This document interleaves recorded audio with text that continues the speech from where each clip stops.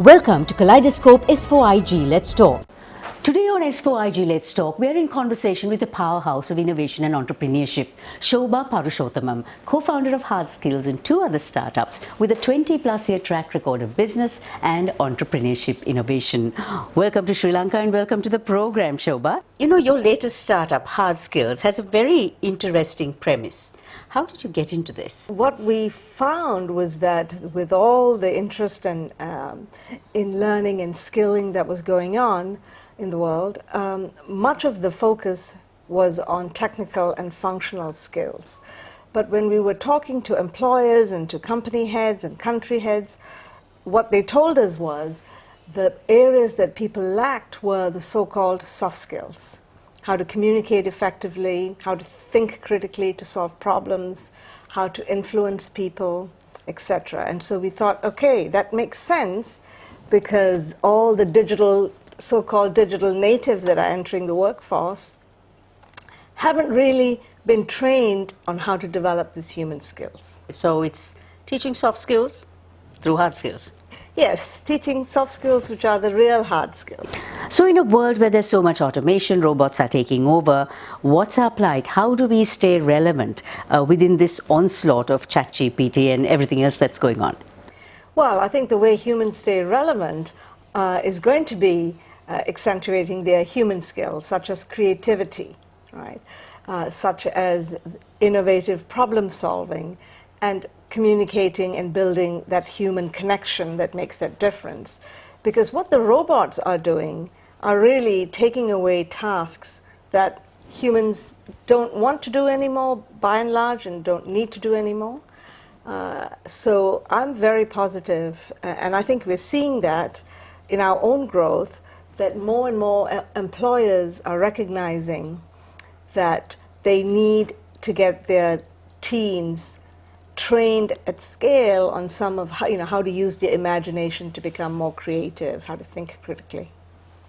So besides what you said, are there other skills that are important to develop to stay relevant? The single biggest thing anybody can do now in the workforce is to understand how they can develop that open-mindedness that is able to ask why and why not. But the other skill that's becoming really important in a globalized world, right, and in a hybrid world is collaboration.